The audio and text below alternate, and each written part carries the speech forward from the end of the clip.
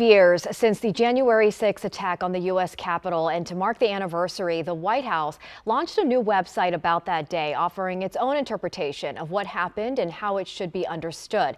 The site argues that Democrats have mischaracterized the events of January 6th, and it defends President Trump's decision to pardon people charged in connection with the attack. Democrats and some critics say the website misrepresents the historical record. And joining us now is CBS News Justice correspondent Scott McFarland to take a closer look at this, Scott, and what's on the site and also how it's being received. So let's start with that. For people who haven't seen this site yet, what is the White House emphasizing in this presentation of January 6th, and how significant is it for the White House to use an official government website to reinterpret the events of that day? Good afternoon. I would not recommend people go to this website. It is not just misleading. It's not just misinformation. It's straight up lies about the U.S. Capitol insurrection. And it was posted 5 years to the day as some here in our community and some across the country were marking the day and the people who were injured that day and the threat to democracy that day. Among the components of this taxpayer-funded official government website is an allegation that the blame for the attack on Capitol Police is at least partly with Capitol Police and their tactics. It blames then House Speaker Nancy Pelosi without justification for the attack on the Capitol. It puts blame on Mike Pence, the then vice president, for not circumventing the election and trying to overturn the results of the election. It uses the term patriot to refer to those who beat and maimed police officers and stormed the Capitol and nearly toppled democracy. But that it exists is quite a provocative thing to say to the victims of January 6th and the people in our community who lived through this on the 5th year anniversary. Have you heard any buzz on Capitol Hill? How are lawmakers reacting to this, both Democrats and Republicans?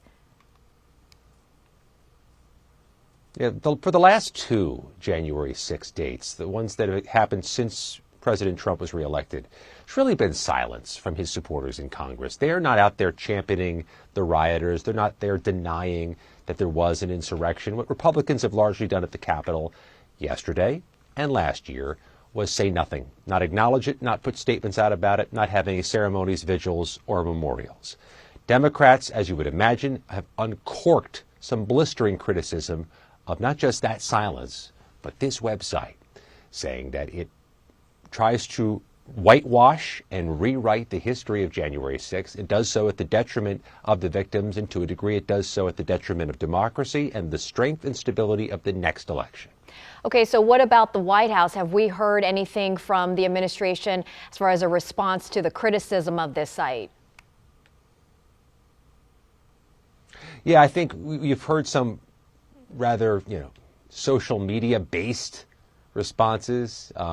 In one of them, I believe a White House spokesman acknowledged this was some type of trolling against a cable news outlet. Let's put that stuff aside. The White House has dug in on this message. The president has made these false claims repeatedly that the 2020 election was rigged and that the January 6th attackers were righteous.